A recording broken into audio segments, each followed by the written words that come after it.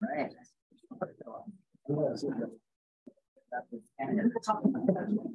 All right, bonjour tout le monde. Hi, everyone. Hopefully online you can hear me. We see a couple of faces. If you can just wave to say that, okay, you can hear us well, that's great. So, bonjour et bienvenue à la faculté de droit pour ceux qui ne sont pas des nôtres d'habitude. So, welcome to the Faculty of Law. My name is Ellyn. I'm the Vice Dean of the French Common Law program. So it's a pleasure to host you here today. We've got quite a few people in the room, and I see we've got, last time I checked, we had about 40 or so people online. So as you know, this series, well, as I think you know, because it was part of the promotion that we did, this series is sponsored by the Conway litigation firm here in Ottawa. So we're very, very grateful for the sponsorship of Conway in this lecture series, which we call the Conway Professionalism Speaker Series. So today, as you know, we are here to talk about the International Bar Association's Gatekeepers project. And when you read online, you know, the blurb about what that project is, it really sounds like a very, very simplistic project. It's so the first paragraph says, the project is to examine the professional role of lawyers as ethical gatekeepers within wider society and to help clarify the ethical responsibilities and obligations of lawyers when providing legal services. So very, very simple, of course, something that I'm sure you can probably wrap your head around in a weekend or so. So we've got three great speakers who are involved in this project with us today, two online and one in person. So let me do the quick intros. So online, we've got George Artley, right here. George is a project lawyer with the IBA, so the International Bar Association's legal policy and research unit. His work covers a variety of subjects ranging from projects on the rule of law and the role of lawyers as ethical gatekeepers to capacity building campaigns with the Afghan bar in exile and Ukrainian Supreme Court. He also works on initiatives focusing on workplace culture and the business model of law, including the mental well-being of lawyers and the connected issues of bullying, harassment, and discrimination. Before joining the IBA, he trained and worked as a corporate lawyer in London, so not the London of Ontario, but probably the other London. He also completed his PhD in legal history and politics at the University of Oxford. So welcome, George. The other speaker is Ellyn Rosen. Ellyn is the Regulation and Global Initiatives Council of the ABA, the American Bar Association's Center for Professional Responsibility, where she advises the ABA Standing Committee on Professional Regulation.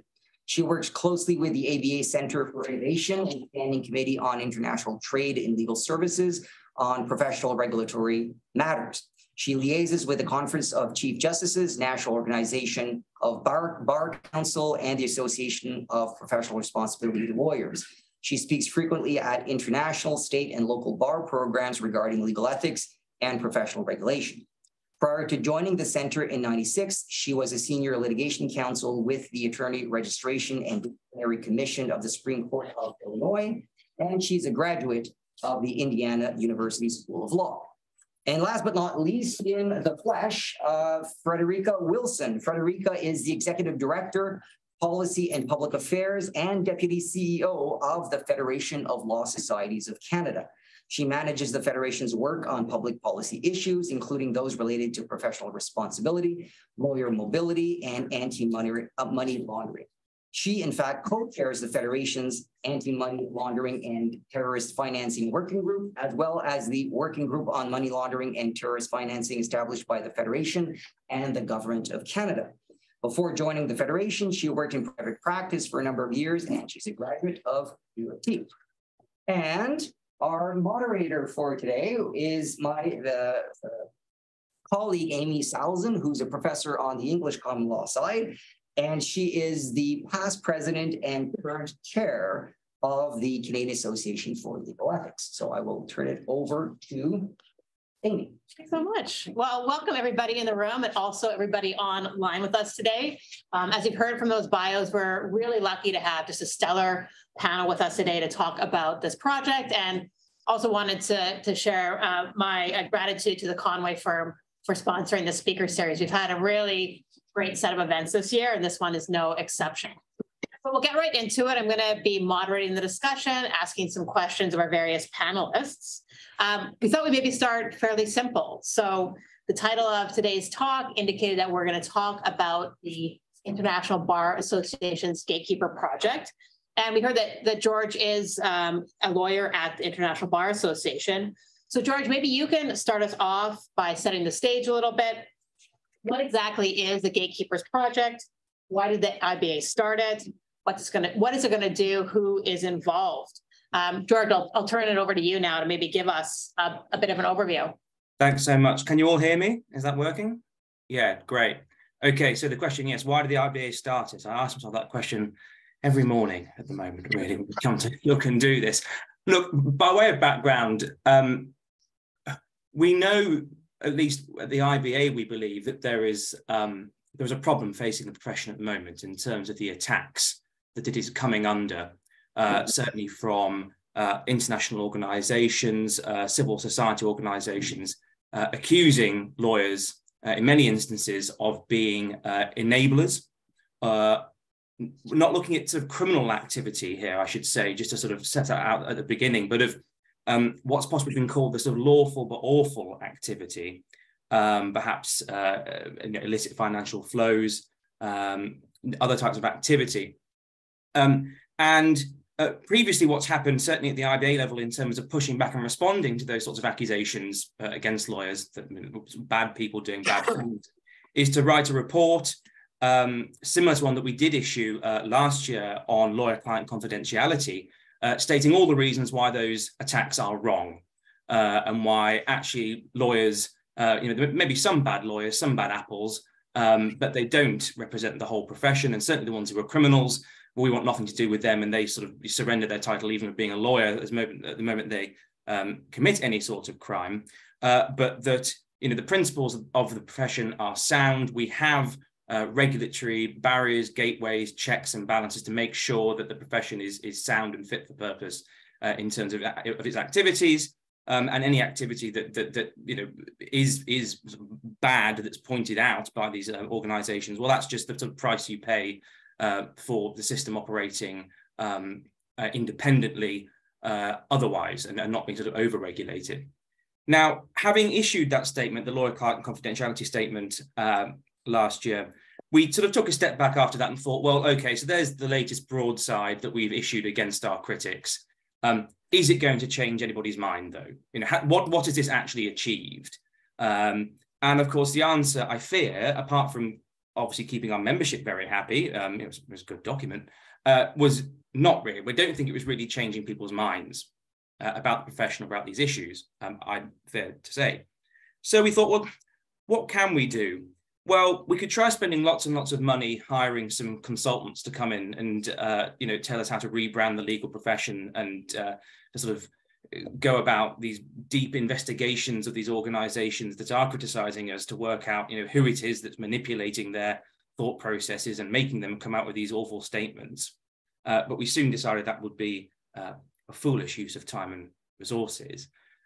We then took a step back and thought, well, okay, maybe we need to have a sort of moment of, not a moment, but a project that focuses on sort of introspection here. Why is it that our critics keep coming back and sort of hammering us with these accusations? And we thought, well, look, it's quite clear that there is an issue and a problem to answer here, but at the moment we're allowing our critics to sort of seize the narrative and call us enablers. Lawyers clearly do play a massive role in society via what they do. And where they call us enablers, we like to think of ourselves more as gatekeepers, that we have this ability both to push back against pressure from perhaps governments or sort of sinister influencers who want to manipulate and damage the law and attack our civil rights and human rights and liberties. But we can also open the gate to allow our clients to do certain things and facilitate certain actions that perhaps we are coming under criticism for. So I suppose it was as friend who introduced us all, it's a very high level topic and a set of questions that we're asking, but I suppose it is kind of what are what is the profession's place in the world? What are lawyers' duties? Is there such a thing as a public interest that we have to answer to? Do we have to act in this public interest? What are our duties to the public? Are we just sort of mechanics who tinker with the law, but are apolitical, neutral business facilitators, or are we something more? Because we know that certainly in the world of business, the direction of travel is that they are being forced into sort of looking at their broader societal impact, human rights legislation, all that sort of stuff. And that's possibly coming down the line to affect lawyers. And if it is, what are we going to do about it? Can we prepare for it? So that's the general background.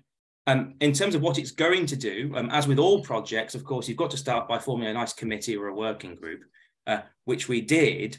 And I think it's probably ballooned. It's Guinness Book of Records is the fastest and largest growing working group in legal project history. I think it now encompasses for about 1,000 people, but no, I jest. But people clearly wanted to get in on this, which is fantastic. We're talking about IBA members, non-members, academics, practitioners, representatives from bars, regulators. And it also soon became very clear that there was a very broad spectrum of opinion on this, which, I'll come to later on. Let's get ahead of ourselves, but that's really been actually the really rewarding and fascinating part of this project so far, I think, is actually lifting the lid on that, I suppose, really. You may say it's Pandora's box, but we'll wait and see. And then into the practical things we've done so far, apart from have lots and lots of interesting meetings and various sessions and speaking at events like this, we looked at the IBA's existing principles on codes of conduct to see, well, look, what do we say at the moment about these issues in our sacred text? It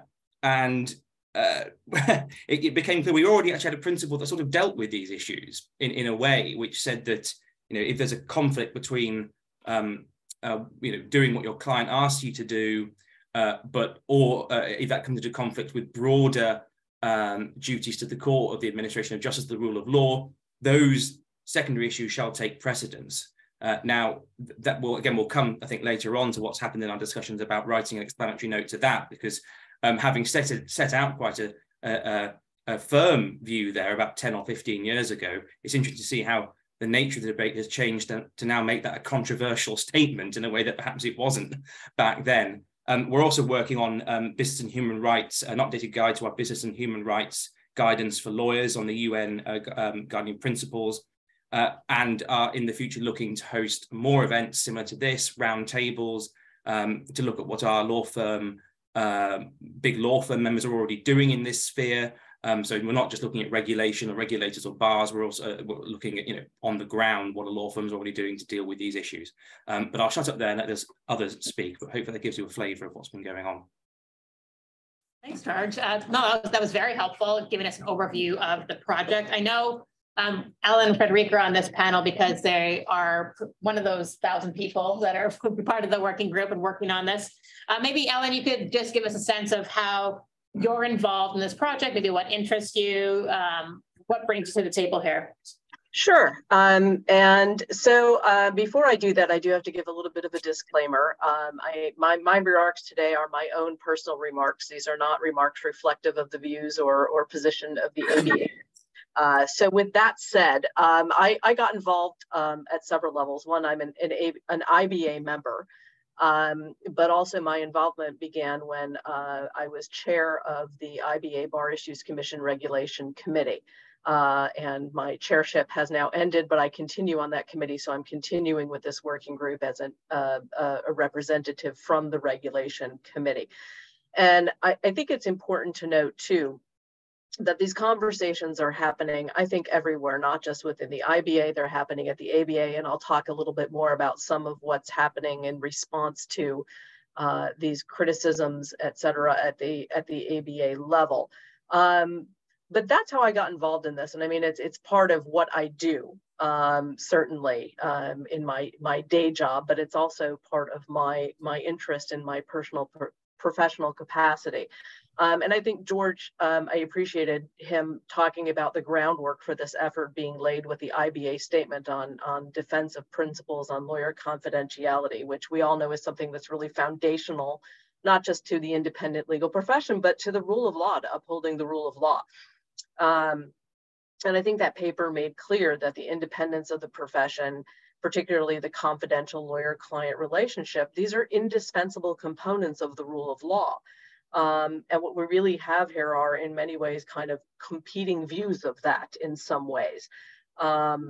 Because you have some of these non-governmental agencies and governmental entities, as well as others, critiquing the profession as acting antithetical to the rule of law and upholding democratic principles, when in fact, and saying that you're using confidentiality and some of your other ethical obligations to do that, when in fact, they're indispensable components of the rule of law. So there's really two sides of the coin here. And I think that's one of the other things that I think is particularly helpful about this IBA initiative, is that you have to take into account both sides of the coin here in trying to figure out how to have this conversation with those who are critical. In some ways, the critiques are justified. But I think in most ways, it's either a misunderstanding or a mischaracterization about how these professional obligations interact. And I think it's also particularly of interest, when we're talking about the public interest, how is that being defined and by whom? And certainly the fact that what is in the public interest is not going to be stagnant. And so what may be criticisms and concerns today may be different 5 years, 10 years down the road, et cetera. And so in having this conversation, we need to keep in mind the ability of being flexible. And trying to kind of get a meeting of the minds on this. And we'll talk a little bit more whether that's going to be possible. But I will now turn things over back to you, Amy. Thanks, Ellyn. And I guess, Frederica, last but not least, kind of where does Canada fit in this picture? What's your involvement? What's the Federation's involvement in this project? The Federation is a member of the International Bar Association and is involved in the regulatory Bar Judges Commission that Ellyn spoke about, amongst other things. And I think I got sort of offered up by my CEO as a sacrificial lamb to go in. I had no previous involvement with the IBA. I was, of course, familiar with their guiding principles as they're relevant to the work that we do on professional responsibility. So I'm there as a representative of the Federation. I think that I'm there also because I've been obliged to think a lot about the criticisms of the profession and the criticisms of certain principles that the Federation, that the profession is guided by, because I'm deeply involved in our anti-money laundering work, and the legal profession is constantly bashed, and the regulators are constantly bashed in that regard. It's given me a lot of time. I've been at it for 16 years. It's given me a lot of time to think about what our duties are and how we square the duties that we clearly owe to our clients with some broader duties. I think these are complex questions, and in terms of satisfying the critics, I think I'd like to say from the get-go, highly unlikely that we will succeed in satisfying the critics, because really what we're seeing is a tension between competing public policy interests.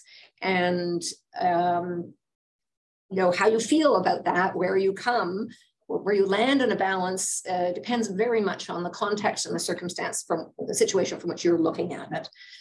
So I'm there as ears and eyes and voice, I guess, from Canada, but mostly as an observer. Okay. Well, we're lucky to have you there. All right. Well, that's a bit of the background, and one thing when I heard about this project that interested me is thinking about what is the genesis of the problem that this project's trying to tackle. We heard in some of the comments by our speakers, this concern about criticism of lawyers, perception, maybe some concern from the public, both valid and invalid.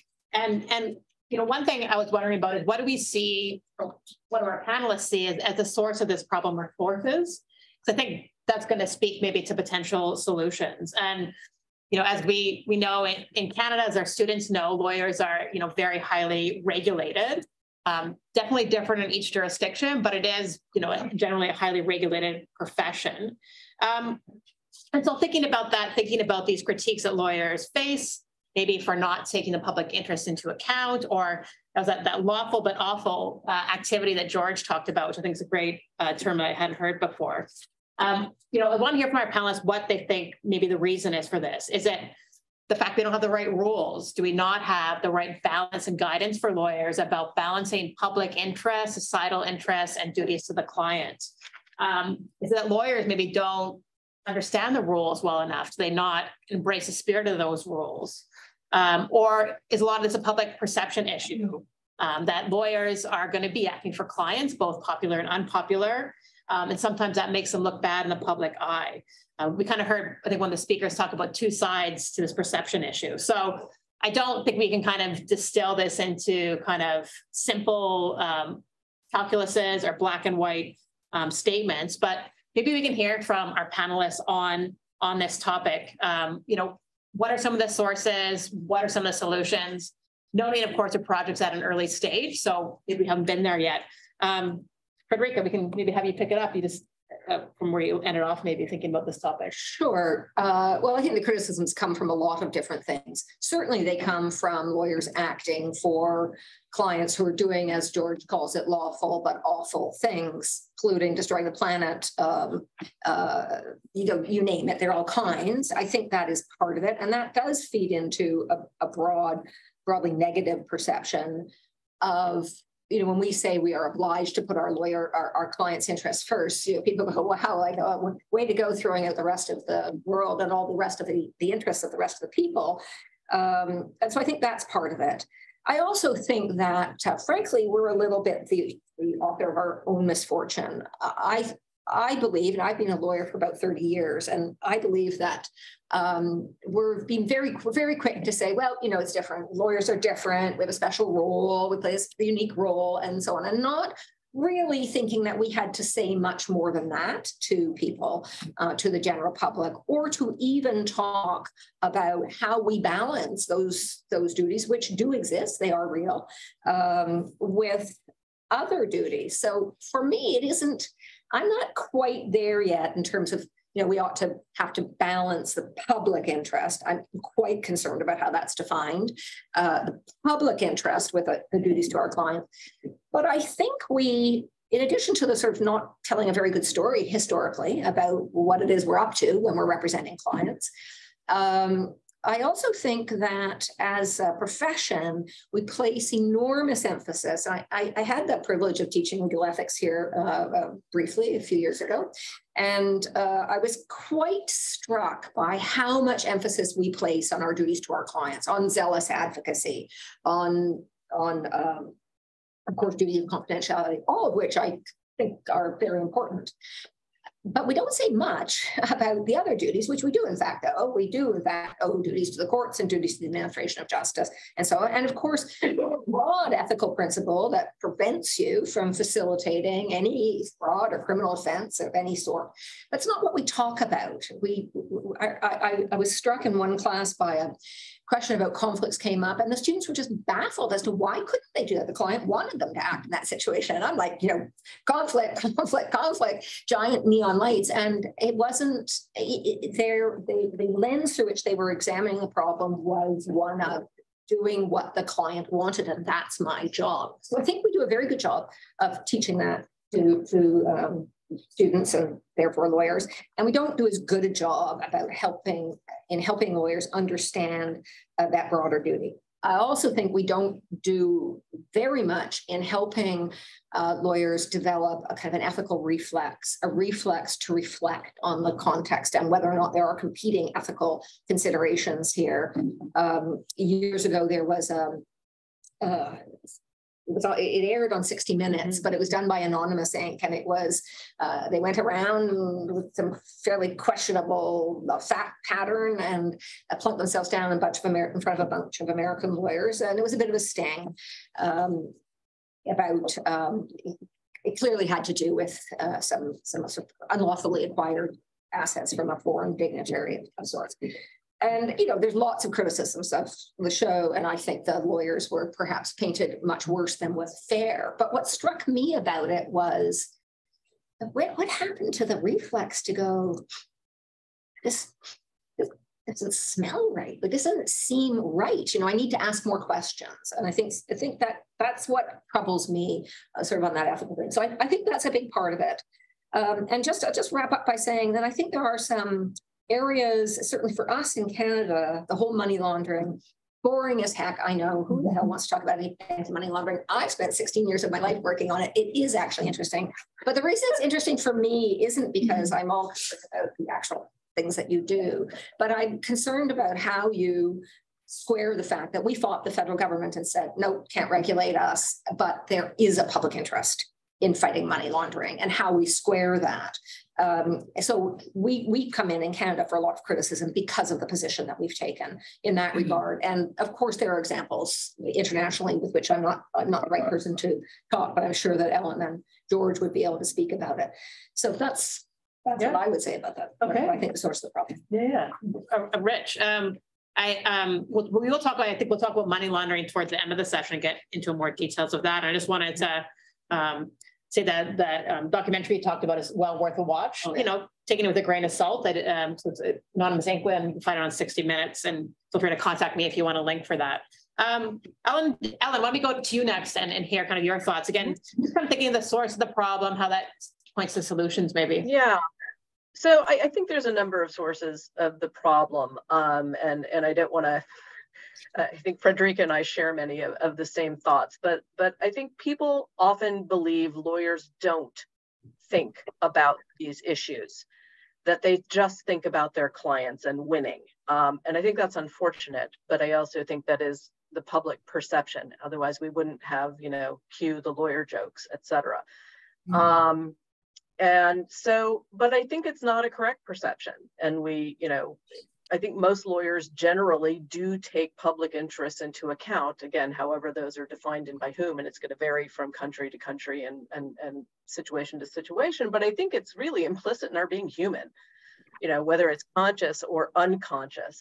But we as lawyers have to do that in the context of our obligations to the client and as officers of the court. And so it really is, there is a balancing in there. But I don't, I think to say that lawyers don't think about that is incorrect and is a source of some of that concern. That said, I am sure there are some lawyers who, for some reason, don't view that as part of their job. It's unfortunate, but that's what gets picked up in the media. You've mentioned 60 Minutes. We've got the Panama Papers, the Pandora Papers. There's another P for papers somewhere in there that I'm missing, along with that 60 Minutes expose. And it makes, we've kind of always been easy targets, right? That's nothing new for the legal profession. But, talking about our ethical obligations isn't as sexy as the 60 Minutes expose or the Panama Papers, et cetera. But I think, you've pointed out, we are a regulated profession. And as George pointed out, we do have these barriers and rules in place so that the gate can kind of swing both ways, if you will. And so I think that's part of the source is people don't think of us as actually being human and how we think about these things.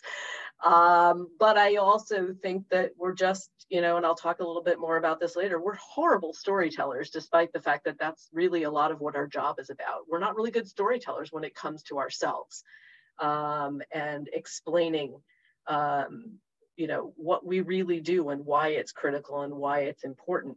And I like Frederica kind of struggle whether we need a rebalancing that adds more rules emphasizing public interest. One, because I have concerns over how that is defined. And I think, George mentioned that one IBA principle, and this has come up in the discussions. Looking back 10 or 15 years after that principle was drafted, there's some tension now about the kind of default position, if you will, that's built into that. And I think a default position can be risky. I'm glad we're talking about it and working on that, because I think the facts and circumstances relating to each representation matter, and they're going to influence a lawyer's decision-making. And I think just by, some ways of examples that this kind of balance is already built into the rules that maybe we don't do a really good job explaining is, at least in in the United States and the model rules of professional conduct, we have a rule that says when you talk to a client and you're acting as an advisor, you have to render independent and candid advice, and that includes considerations such as the moral, economic, social, and political factors relevant to the client's situation. So we already, at least, in our model rules, which are adopted by the states, have that kind of built into the role. But I will go back to that storytelling piece about it. And there is a tension that Frederica touched on between the government, us saying we need to remain in the United States as judicially regulated. It's not what I like to call pure self-regulated by law societies or bar associations. But we push back on infringement into primary judicial regulation of the profession. And so that puts on us a burden to make sure that we are doing what we need to do and what we can do to address the valid concerns. And there are some valid concerns, of course. And I'll touch on a little bit more on some of the things that we're doing on the ABA end as we continue the conversation. But I think a lot of it is a public perception issue, and the entities that are wanting to kind of paint us as these enablers, they've done a good job, and we need to find a way to tell a better story. Good. Thanks, Ellyn. George, let's hear from you also before moving on in terms of this question. Thanks, Amy. And as ever, agreeing with all the wise words that Frederica and Ellyn have just put forward. In terms of the source of the problem, I mean, we all know that it's not suddenly overnight lawyers have become unpopular, or that people think that we're greedy or, bad people somehow. But where the real sting in this has come, I think, is that essentially our clients' activities, whether they be high net worth individuals or businesses, have in themselves become politicized in a way that perhaps they weren't a few decades ago.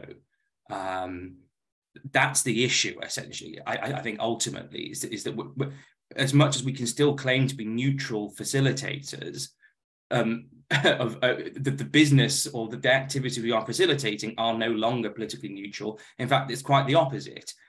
Governments around the world are now pointing the finger at business to fix issues, not least because some of these companies are wealthier than countries. So that's the sort of, it's that kind of, I suppose, it's sort of the economic development of the globalized world in which we live, and the politicization, the political role of these companies.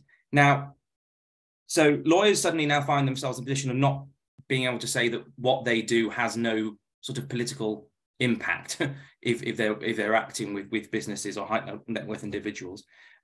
The flip, from the UK perspective, and all of this is anonymous, so I wouldn't want to give away any sources, but certainly in the halls of Westminster, the sort of the what would you call it? The sort of the reputation, the political clout of lawyers and some of their representative institutions has possibly never been lower now, because all of a sudden this intense light is being shone onto the profession, its activities and its principles and frameworks under which it's operating, and people are saying, well, hey, you're hiding behind those principles in many cases. You are possibly what some would say abused, what the enabler point was, but those principles really you're not using them honestly or coming at them like I said with clean hands. And this is where I would possibly I would never say I disagree with Ellyn on anything, but the point about lawyers always acting, being aware of their ethical duties or the role of the regulatory duties, I'm not sure that's true in many cases. Certainly in the big corporate firms, I can only speak from experience in London, there's no real concept of that sort of thing. And in fact, some of the big law members of our working group we speak with have said, but look, no one really wants to admit it, but we're a business now, really. We're so far removed from the profession of law it's almost bizarre that we get to still hide behind. We get the benefits of all of these principles that were designed for a profession that we are no longer a part of. We get all the benefits of it, but we get to behave like a business would do. And it's not to say that these lawyers who go into these firms are inherently unethical people or lack a moral compass. They don't at all. It's just that you soon learn when you're working in these places that there's no credit for upholding those values. Really, it doesn't get you anywhere. So I think there is a problem there that we are facing. On the question of, okay, so then is it the case that we need new rules or lawyers need to get to know their rules better? Well, they certainly need to get to understand their rules and regulations better, I think. And there's profound ignorance sometimes as to what's already there, even among, well, sometimes the drafting committees of people that have written them don't sort of remember what's been put down. But I think while I believe that many of the principles and the balancing, balancing that goes on in those principles at the moment on these issues is nearly always fit for purpose, there needs to be a lot more explanation and detailed, building on those, explanatory notes, things like that, to sort of really show how they then apply to the circumstances that lawyers are now finding themselves into and how they apply to the criticisms that the profession is currently under. I mean, it is also worth saying that, and I think we're moving on to this next, that the benefits of the global approach to this is realizing the number of jurisdictions where actually the regulatory codes don't touch on any of this stuff, and other jurisdictions where even within the jurisdiction, and I mean this specifically in England and Wales, between the bar and the solicitors, they say different things. So there is a certain amount of, well, we might necessarily want to harmonise, but it's fascinating the lack of harmonisation that's currently there, and sometimes the absence is. And then, we come on to the public perception issue. Well, yeah, I mean, of course, this is a public perception issue, but that's the problem. I mean, we are being judged in the court of public opinion, and we are being found wanting. But I think it is for the reasons I've outlined above, really, that I think there's a certain naivety that we can carry on business as usual, and that whilst I agree that fundamentally the principles are sound, there are plenty of lawyers and big law firms out there engaged in the sort of activity that's coming under criticism who, I don't think these principles were really designed to cover really their activities. So I'll leave it there for now, but that would be my take on it. Thanks, George. And I think you brought us into the next question. Well, we heard, in response to that one question, some different perspectives, different opinions. And of course, this is a global project, and the people on this panel come from fairly similar legal systems, and there's a lot more diversity and a lot more difference if you start looking globally. And as I was reading about this project, I know one thing I saw on the IBA's page about this project is a question, can a truly global response even be achieved? A pretty vague undertaking. I think, George, you started hinting at some of the benefits. We didn't hear too much about the challenges yet. Do you want to add anything on that question before I move on to Ellyn and Frederica? Yeah, sure. I mean, because you can always trot out the sort of slightly tired cliche of, global challenges need global solutions and things like that. You sort of sound like a sort of delivery company. But at the IBA, we are obliged and required to act at a global level as the global bar, which is both our great advantage and our great disadvantage at the same time, really, in ever trying to achieve any kind of consensus on these issues. But I think you soon learn that in some ways you're not really ever looking for consensus. But I mean, these attacks on the profession are coming at a global level as well. They're coming from global NGOs, they're coming from governments acting in sort of international assemblies. And it's these entities that are increasingly, and I refer back to the point about sort of the lack of influence now of the traditional, lawyer, law society, lawyer representative institutions in the seats of power. These NGOs really do seem to have the ear of government and politicians now. And I think it would probably be difficult for lawyers in sort of compartmentalized jurisdictions to fight this issue on their own. I think a global coming together and alliance is needed here. Not least as well because the profession is, again, it's a cliche, but, globalized world, the profession is increasingly globalized. A lot of the big firms that are being accused of this activity are multinational law firms. They've got offices all over the globe. And if they're going to try and respond to these criticisms,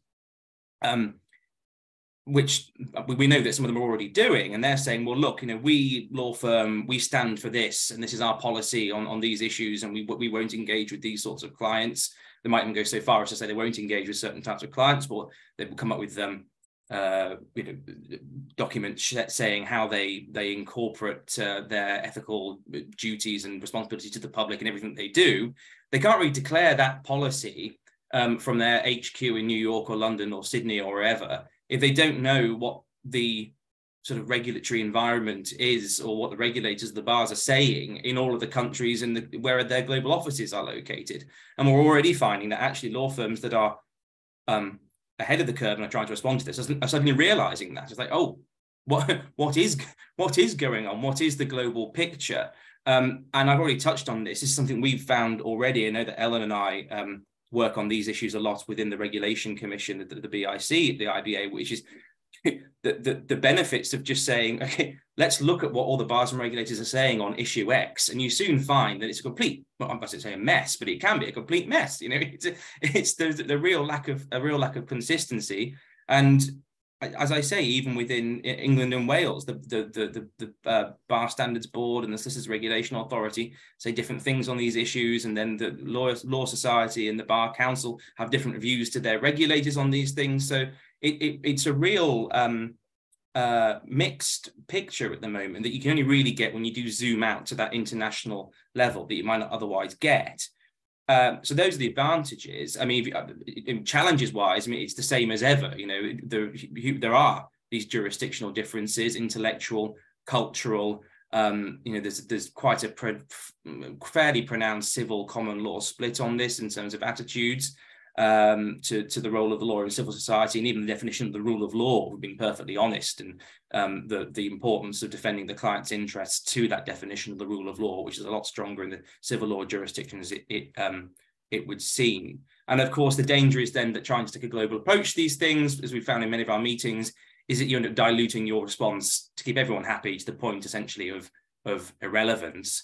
My dear boss and director, Sarah Carnegie, who's leading the project, the director of our legal projects team at the IBA, has this sort of final point, perhaps a ray of hope, but also one of debate, is when we look at other professions like the accountancy professions, for instance, the global accountancy profession, they have created a global ethics board to come up with codes of conduct to deal with these sorts of issues that their big accountancy firms and members are all signed up to and members of. And one does have to wonder if anything ever could be achieved like that in law. But that's perhaps something for the future. So global responses are possible, but they are, of course, challenging, if interesting. Ellyn, do you want to add anything to that? Yeah, I do. Before I do that, George, you may have planted the seed for another session on law as a business versus a profession in your earlier comments. But I think, George is right. I think the benefit and the challenge are really, inherent in working on this globally. I think the diversity of participants and the diversity of views is critical to get a holistic understanding of what we're grappling with at a global level, and also, because we are a global legal profession in so many ways, whether it's for technology or just movement. And so all of that is a benefit in grappling with how to develop possible solutions. On the other hand, having that divergence of views is a challenge. And I have to, the more I think about it, I think there are areas where you will be able to get some global consensus, more high level types of issues.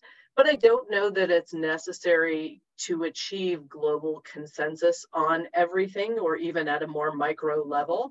I think part of what is good about this project is I think there's a sense of realism about what can be accomplished and what might be more challenging to accomplish. So agreement on principles, probably so, but there has to be room for each country to take into account those local factors. But I think also the benefit of the conversation that takes place globally is the introspection that you bring back locally. I mentioned this is a conversation that's been happening at the ABA level as well for some time, and we are in the process of, we've just adopted a new policy on beneficial ownership disclosure, and we are in the process of putting forth proposed amendments to our rules of professional conduct, which are adopted in each state, to better clarify and explain the lawyer's client due diligence obligations, because that is where we are seeing a lot of the criticism is lawyers, in the interest of business, sticking their head in the sand and ignoring red flags and representing these bad actors when they shouldn't be doing that. And these amendments should help address that concern, certainly in the money laundering context, but in a broader context, because the due diligence obligation applies, period, not just to specific types of conduct. So that is that's kind of where I am on having this discussion at the global level on the benefits and challenges. Thanks. Frederica, do you want to add anything to that? I just briefly, I'd say that I work for the Federation of Law Societies. That is, we are the umbrella organization of the 14 provincial and territorial regulators. I know a thing or two about consensus and how hard it is to achieve. It is difficult to achieve, and it does sometimes mean that you have to stay at a high level. That's particularly true when we're talking about an international forum, not simply because there are a lot of players, but the ground isn't the same. In Canada, for example, solicitor-client privilege has a position that I think is, and Adam would speak to this better than I, but that is really unique internationally. Our courts have put it at a very, very high level. That's just not true in other countries, in many other countries. So the foundation that we approach things from here in Canada is not the same as the foundation they might approach things from in France or in Japan or another country, any other country around the world.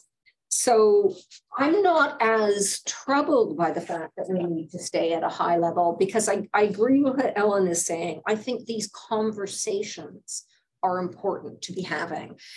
I spoke earlier about the fact that we haven't maybe told a very good story about what we're about as a profession.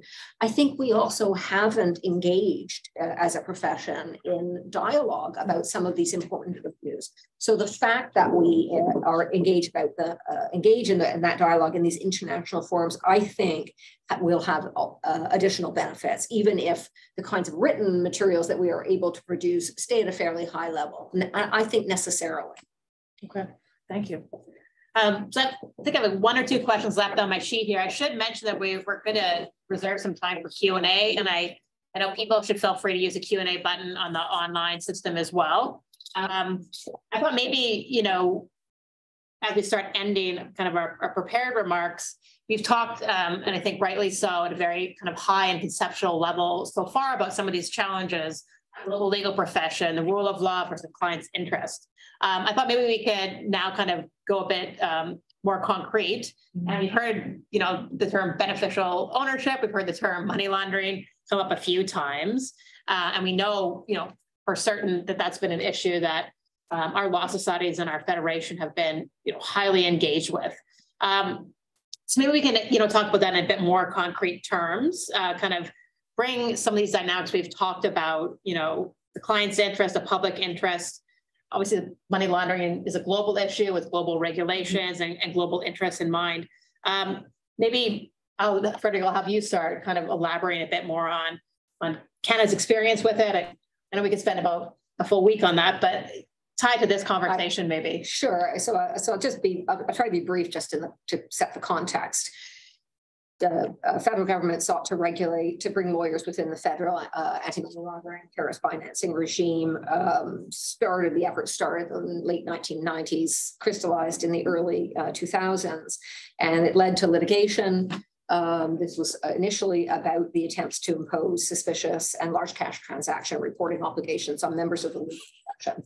That was really quite quickly dispensed with because we got an injunction, and that led to an agreement with the federal government and so on. You just said that, so with a concern about, but it was, because so why did we care about that? Well, there were two main things. One was solicitor-client privilege. So I, as a lawyer, was going to be obliged to tell the government something about my client that I knew because my client had come to me in confidence and shared information in seeking legal advice, for example, triggering both confidentiality and privilege concerns. The other reason was that we felt it was antithetical to the lawyer-client relationship for the lawyers to be acting as agents of the state. So, I know something bad about something, maybe bad, and I'm going to tell the state about it. In addition, we weren't allowed to tell our clients that we were telling the state. So it was going to be telling the state in secret. So those were the basic concerns. And I think as a matter of strategy, initially law societies started to work on some rules, sort of, we better do something. While we're saying that they can't regulate us, we better do something about this. I think the early work that the Federation and the law societies did was probably motivated largely by strategy.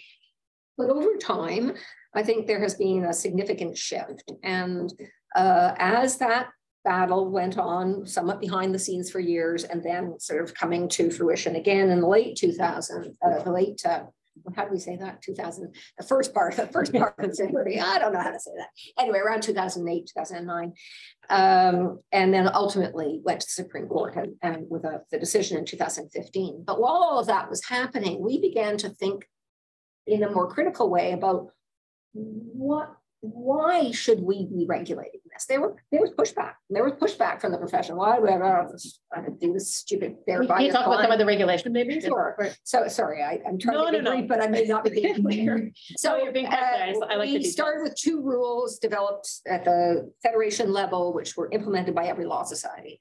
Model rule on cash transactions limits the amount of cash that lawyers may take from their clients. That is a direct but different approach to the suspicious and large cash transactions. So we just sought to limit the amount of cash. That was the first rule. Second rule is client identification and verification, and that really mirrors the federal, the regulations that are in the federal regime, not identical, but it mirrors it to a large extent, avoiding the unconstitutional things like squealing on your client to the state. And also we took the position that this is really a matter of due diligence, to Ellyn's point, a matter of due diligence. And you must know these things about your client. You must inquire into your client's identity and so on. That's a matter of just good old fashioned due diligence.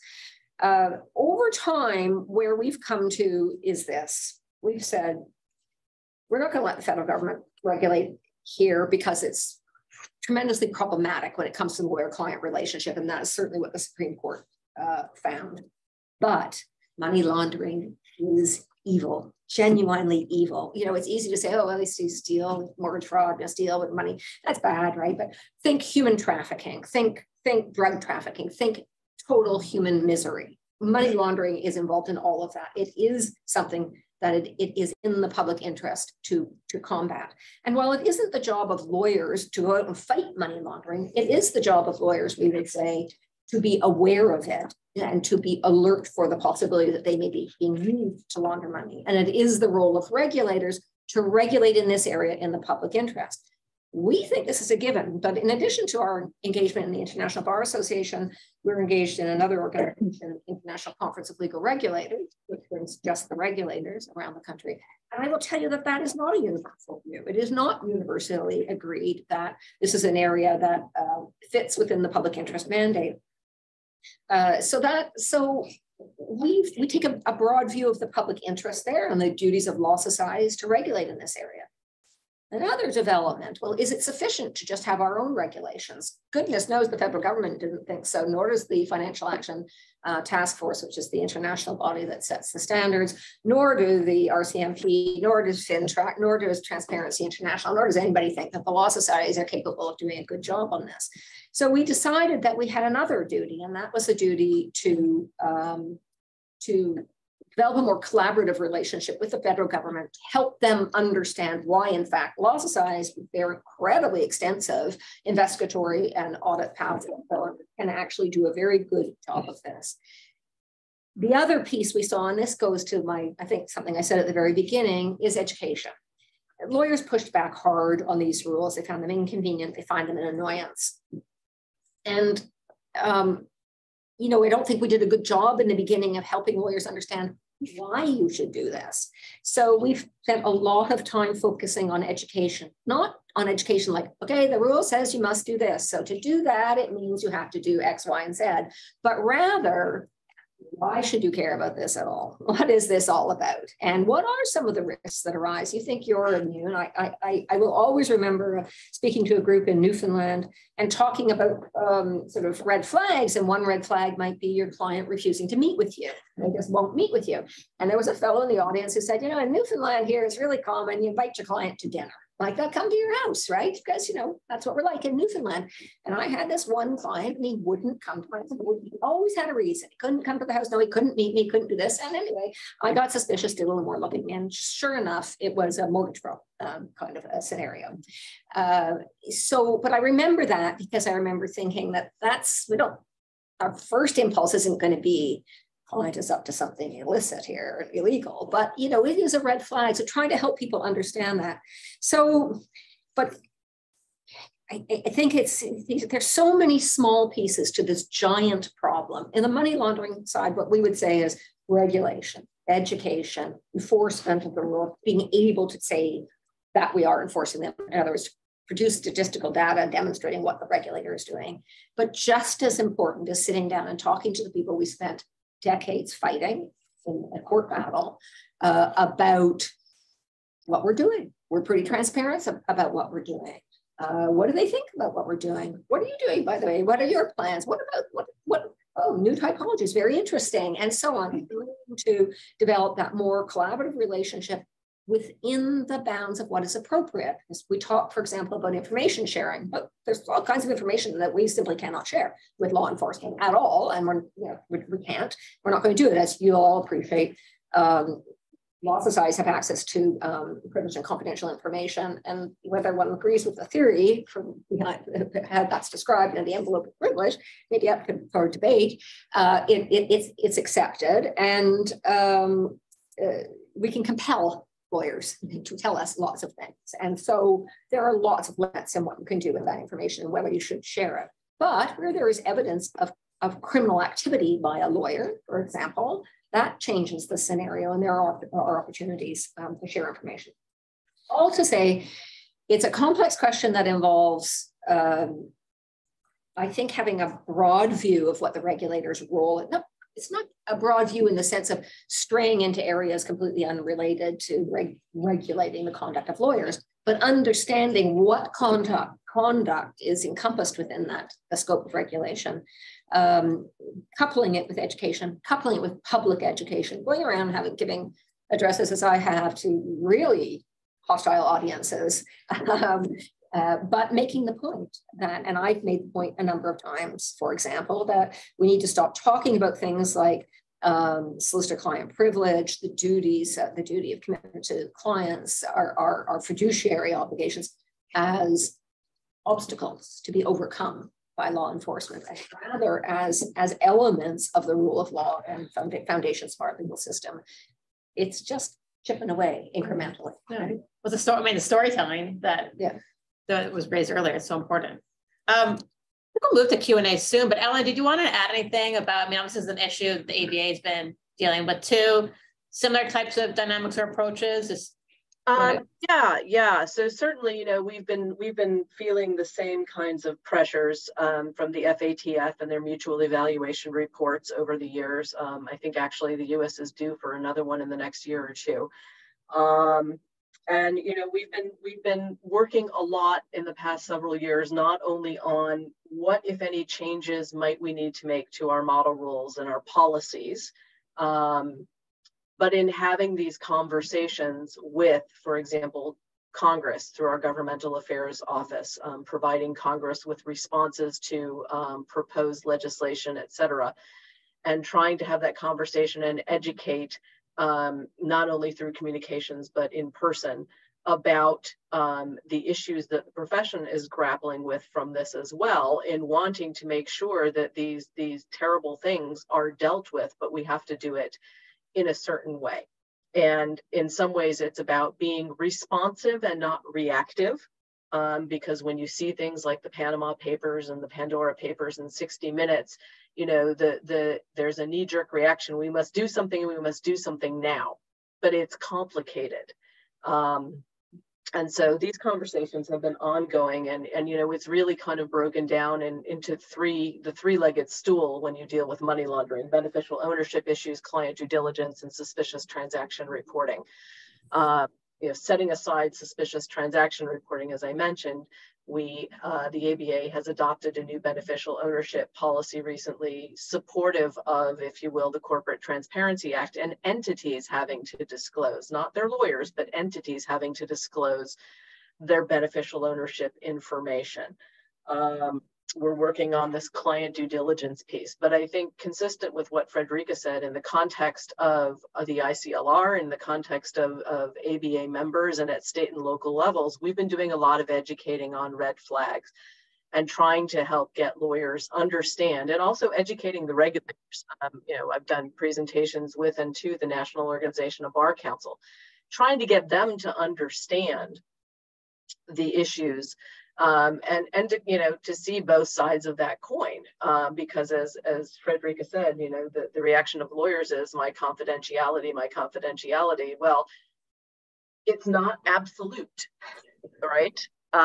There are some exceptions, and those exceptions vary, but we have to understand too, and I think this is part of where I talk about storytelling a little bit, not just for lawyers, but for entities like the FATF and us, for Congress and the Department of Treasury. Lawyers' ethical obligations to keep information confidential, when you couple that with our obligation to make sure our clients are not committing crimes and frauds, and that we're not assisting them in doing that, actually makes us a really good first line of defense against the very behavior kind of we're accused of facilitating. And I think that's also where we don't do a good enough job on our storytelling. And so we've been working with that in this kind of sorry to use the phrase global, but global context in a US kind of centric way. But also involvement at the IBA level, the ABA's involvement at the IBA level, you know, our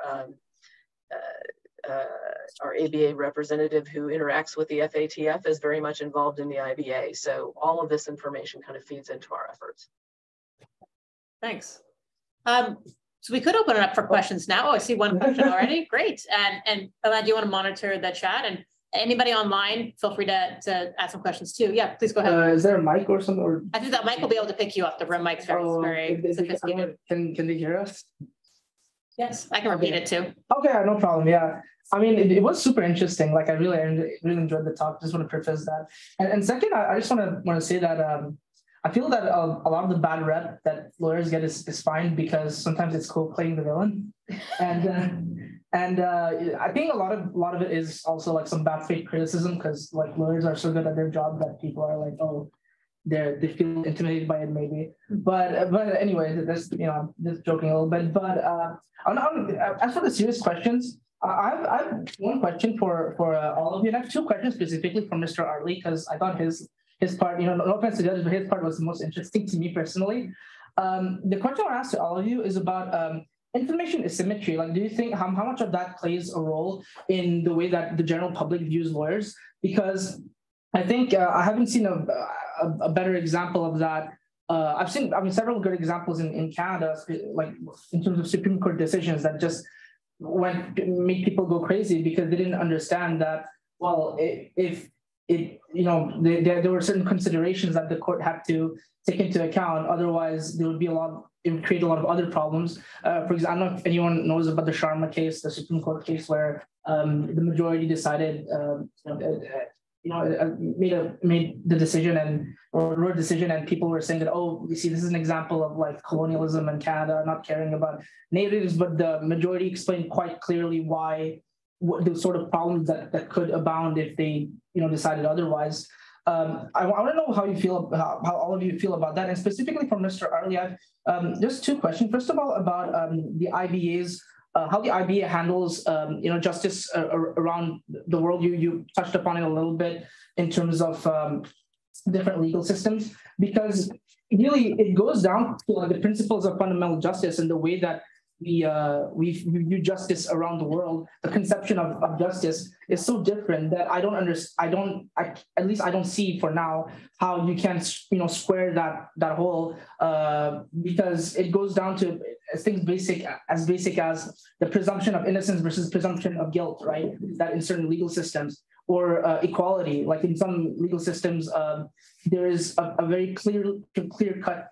There are rights for men, women, children that are separated, for example, in Islamic law, that are completely antithetical to our principles of equality. So how do you square that? And specifically, the second question I have for Mr. Artley is about the Afghanistan bar in exile. I believe Mr. Rusi mentioned it in the beginning. He works with the Afghan bar in exile. If I remember my class with Patrick Dunbury correctly in international law, a state doesn't its obligation and its existence and doesn't cease with the change of government. So how does the bar in exile exactly operate? Because even if the Taliban is in power in Afghanistan now, it's still the country of Afghanistan at the end of the day. So yeah, I'm just curious about that. Thank you. Sorry for all the questions. Okay, so some good questions to start us off. George, I think there's the two questions there specifically about the bar in exile project, and maybe you spoke a bit about it, but if there's anything you wanted to elaborate on that issue of, global consensus when there are kind of some fundamental principles difference. We'll have you maybe tackle that first. Yeah, sure. Thanks for the question. No, you're right. Obviously, it is difficult to reach consensus on these global concepts of justice and principles of the profession. But we have done it. I mean, that was part of the reason why the IBA was founded back after the Second World War, was to bring the bar associations of the world together in the spirit of the same reasons the UN was, to sort of come up with foundational texts in some ways of what they thought the common values of justice of the profession should be. And you can find those on our website. And we were talking about Principle 5 earlier on today about in the balancing act between the client's interest and the public interest. But there are broader concepts that we've got there, independence, honesty, integrity, and fairness, how to deal with conflicts of interest, lawyer-client confidentiality and secrecy, the client's interests, competence, all these sorts of things. So there are actually, a core set of principles that can bind the world together at that point. The Afghan bar in exile point, well, the IBA was instrumental, along with many other organisations, in establishing the original independent bar association in Afghanistan, and then getting its staff, its presidents, its members, many female judges out of the country after the Taliban takeover. And the view very much is that they are going to operate as the sort of global, what do you call it, sort of hub community center for the legitimate regime of Afghanistan and its sort of independent legal community. I mean, yes, the Taliban has taken over to the extent it's taken over anything, the sort of judicial functions or of the bar in some ways, but obviously not in many others. And so, yes, the idea is very much that they're going to sort of be this community global hub with a view, hopefully, to one day going back to Afghanistan and re-establishing the rule of law and administering that. They've got a new office based in Brussels, and the IBA is putting together their new website. So we're looking forward to continuing to capacity build with them and work on projects and welcome them to our conferences as members. Thanks, George. And I think part of that began with kind of this question of information asymmetry and the observation, which is, I think, correct, that at least courts can also face this issue where they make certain decisions and aren't always understood fully by the public as a rationale and try to bridge that gap. I don't know if George or anybody else wants to add to that. We talked a little bit about that already. Ellyn, did you want to add anything to that? Certainly with the issue that was raised about, how do you work with, countries on issues of equality, et cetera, for example, Islamic countries, et cetera. The ABA has a rule of law initiative, and our rule of law initiative is very active in kind of working in capacity building for bars, et cetera, in countries all over the world. And I think the way that you do it is you have to, it's not about imposing your way on another culture. You have to be culturally competent to do this kind of work, if you will, and find ways to make change where you can incrementally. I've been working, for example, with the Bar Council of the Maldives for a number of years now, and the Maldives is an Islamic country. They just did their first bar exam. They have an ethics code that we worked with them on putting that together, and a regulatory system. So I think it's really about communication, cultural competence, et cetera. And I know the IBA does similar type of work to the ABA Rule of Law Initiative. On information asymmetry, I think, some of it comes down to civics education. I think we've lost, at least in the United States, the types of civics education about the role of different components of government that I know that I had growing up. And so I think there's some of that in the issue of what you've raised about the information asymmetry. And I think some of it also is that the courts themselves need to be better storytellers as well. And they need to get out there, and judges need to get out there and do education and interact with the public too. So I hope that helped answer your question. Thank you. I see Adam's hand up. Is that a? Yeah, I just want to defer to any of the students if they have any questions. Did you want to add anything to that? No, I'm good. Okay. I found the presentation comment absolutely fascinating, and just sort of observing and tying a couple of threads together. When George made the comment about, attitude of some large law firms of we're really a business now, and other people were talking about rules, it sort of tweaked for me that perhaps culture is more important than rules, right? So like we're lawyers, and we naturally see, well, we need more rules, and the government of Canada wants to regulate us on money laundering, so we're going to sue them in court. And it's not surprising to me that the law societies were successful in telling their stories in court to judges who are all lawyers and stuff like that. But I think there are a number of real problematic aspects to legal culture, at least in Canada, that would stand as an impediment in telling our story. And I'm not so sure that we have such a great story, some elements of a great story to tell. So like on the one hand, we say like, we're special, we're the most special of any other profession, so we should get an exemption from money laundering, and we should get, solicitor-client privilege to be protected above all else. But we don't really have the most exacting standards for education, continuing education, compared to other professions. And again, restrict my comments to Canada, like the introduction of incredibly minimal compulsory continuing education is a recent phenomenon, certainly in Frederica and Amy's career.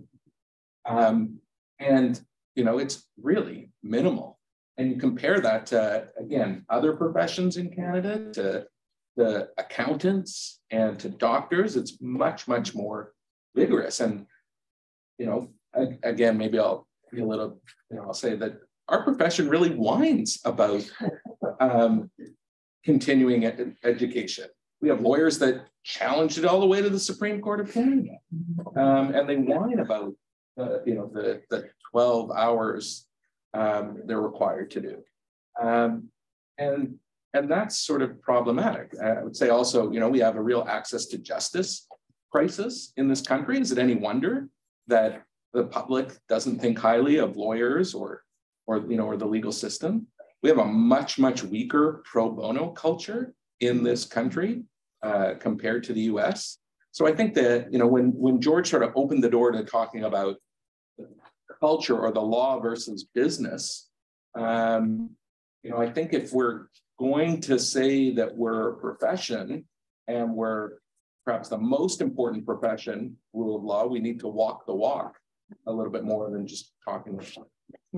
Yeah, I mean, and let's not let law schools off the hook either. Speaking at a law school, we're law professors, and what's our role in instilling that ethical reflex that Frederica talked about, and yeah, I think the point about continuing education. I know in England and Wales, they're having a much more lively conversation about continuing competence standards, and that wasn't something we brought up in our discussion yet. We have less than a minute left, so I think that's probably closing it for questions. We're good there. Any last 20-second sound bites that our speakers want to give? Frederica. Oh, God. Well, I mean, I agree with what Adam said. There are all kinds of problems, obviously, but I do think a great deal of it is rooted in education. You don't change culture by the imposition of rules. That's correct. You don't change culture that way at all. We need to talk about things. We need to talk about looking at things in a different way. The reason I talked about chipping away at things is because, you know, I'm at this point in my life, I'm a realist. It's, you know, it's not revolution, it's evolution almost inevitably. Will we see, you know, some evolutionary change? Well, on that continuing competence, post-call competence, Law Society of Alberta has worked on that. They have a competency profile for post-call competence. They're way ahead of the other law societies on that. But, you know, if you'd asked me 10 years ago, was that going to happen? I would say, not a chance. No way. So, you know, little baby steps. That's where the change comes. Okay. And Ellyn, your 20 seconds. Sure. I think, you know, I agree with the comment on firm culture. And I certainly didn't mean to indicate that there are, you know, that isn't an issue in terms of larger firms and, you know, the focus on being a business and zealously representing the interests of your clients. But I think I also kind of picking up on what Frederica just said about evolution. I think with the retirement, if you will, of us baby boomers and the infusion of newer lawyers who are perhaps more sensitive to these issues or sensitized to these issues, I think you may start seeing a cultural shift. And I think an example of it might be, for example, Clifford Chance in the climate change arena, where if an associate is concerned about representing a client who they may not view or find their business particularly repugnant, they can, without penalty, ask to be taken off the case and put on something else. So I think you may see, you know, generationally some culture shift coming. Ellyn. And George, last word to you. Yeah, this culture versus regulation or regulatory importance, a little anecdote, and this is something that I've looked at in relation to our well-being work, was that when I was a trainee solicitor, there were regulations, you know, we'd signed up at a national level to time working directives and various regulations to stop you overworking. And of course, the first thing you did as a trainee was sign a slip of paper saying, I surrender my rights under this piece of regulation to have sort of humane working conditions. So if you don't have the culture within the firm that even respects some of the regulations, then yeah, you're never going to get very far. You need both, obviously. Thanks, George. All right, well, I think we've extended our time. A round of applause for our wonderful Ellyn. Yeah.